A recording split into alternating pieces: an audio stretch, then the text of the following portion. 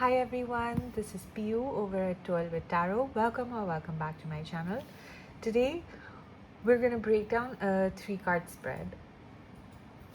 The deck I'm going to be using is the Heartwood Tarot by Stephanie Burrows, illustrated by Adam Ohlers. It's an independent deck. These are the backs. It's been seen on YouTube before. We can go over it really quickly. It's got beautiful artwork, really delicate. It's got a couple of extra cards.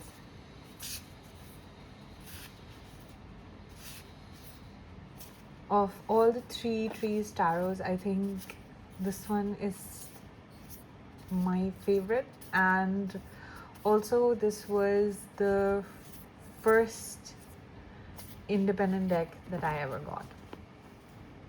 So for me, this deck holds a very special place in my heart because this was my first ever independent deck, and then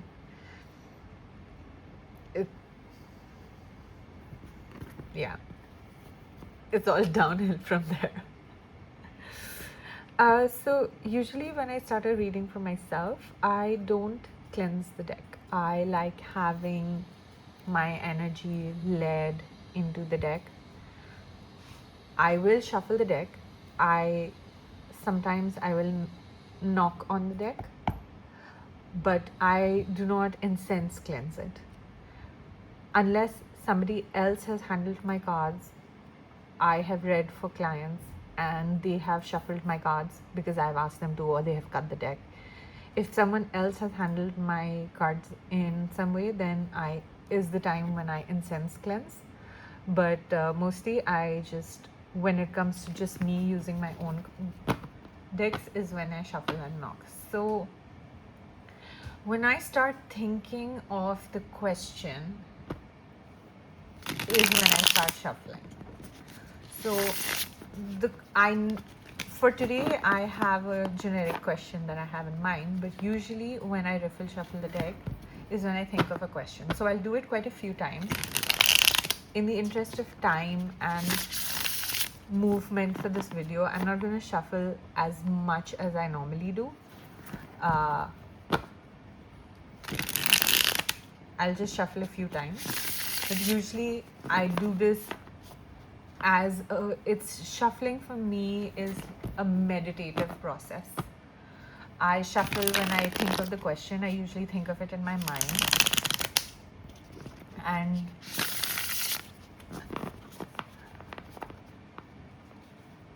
the sound pattern that the shuffling makes is something that I find helps me focus. So here, let's assume that while shuffling, we thought of our question, which was a message we need right now. So then we're going to hand over hand, and this is where I really focus on the question. And no jumpers today. Since we did have a couple of cards fall out of my hands, usually I don't take jumpers. I only take them if they are one card and they fall face up. If they are more than one card and they fall face down, I just shuffle them back into the pile and keep going. So that's my note on jumpers. Coming back to the question is now when we focus on the question. So what message do I need to know today? Cut the deck, and this is the core of the issue,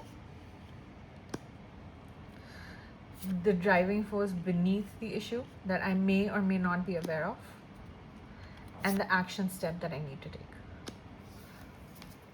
This is how I arranged my spread, and it's 3 cards: the core of the issue, the driving force beneath the issue that I may consciously or unconsciously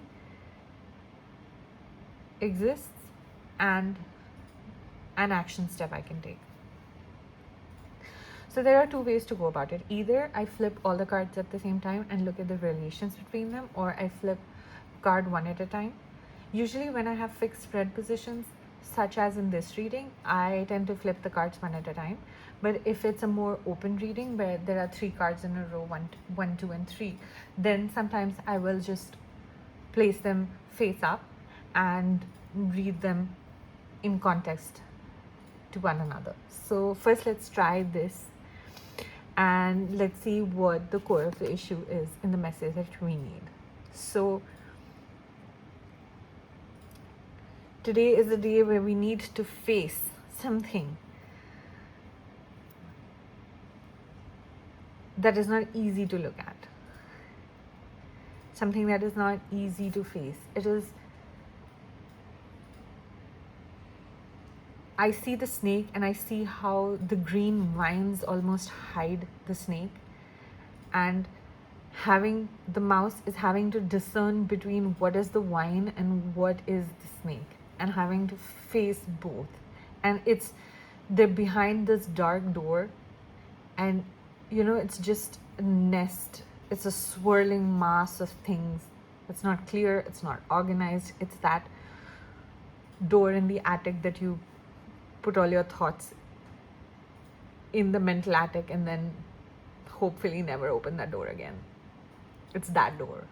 That's the door that we need to open. That's what needs to be done. And what's the driving force behind it? The driving force behind it is the Lovers. It is, and I chose this specific Lovers, in which the mouse is looking at a reflection of himself. And so here what I see is that the need for facing this comes from the need to make a commitment to yourself. The mouse is intently looking at his own reflection. And so I would say that the driving force behind the need to open that dark attic door is the need to make a commitment to yourself to do better. And what's the action step for that? The action step for that is the 9 of Swords, which to me it's always, the 9 of Swords is a card of anxieties and nightmares, and it's when it comes up here after Strength and the Lovers, I see that as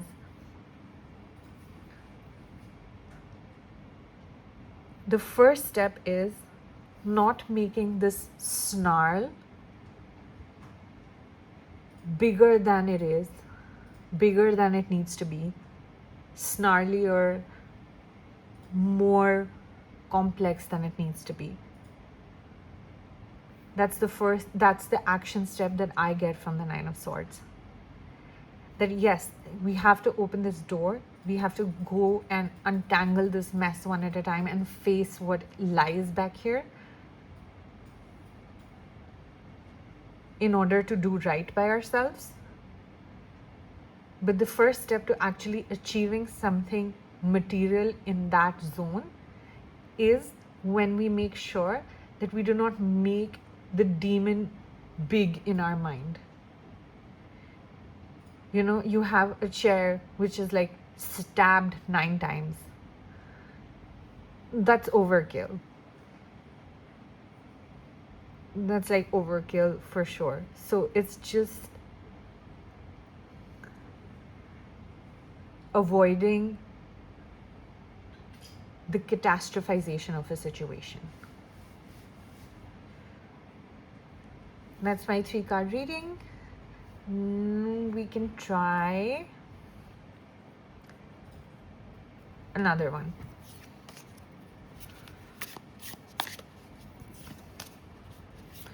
So really quick, we'll ask a different question and see if that works again. So I'll put the cards back in the deck, shuffle a few times, riffle a few times, and we're reset for the next reading.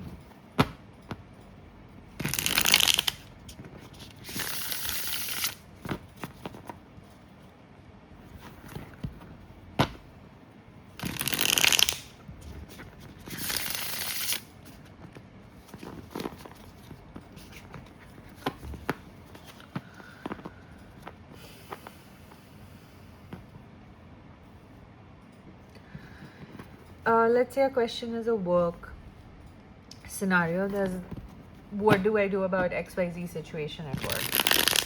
Okay.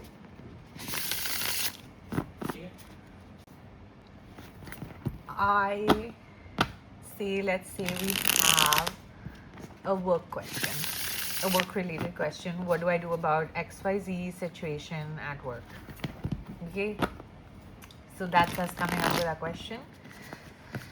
Yep. And sometimes a riffle fails. So you try harder. And sometimes cards jump all over your hands. That happens too.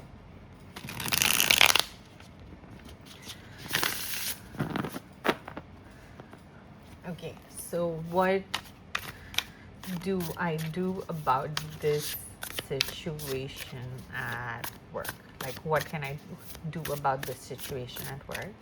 And we'll use the same reading again. So we cut the deck and we have the issue, the driving force beneath the issue, and the action step.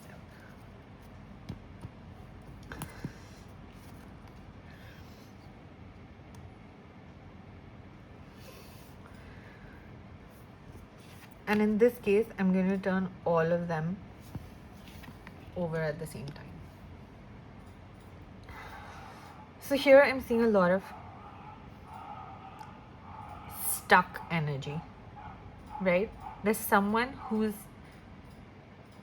perhaps not putting as much effort into a project or a work assignment or something that you want, and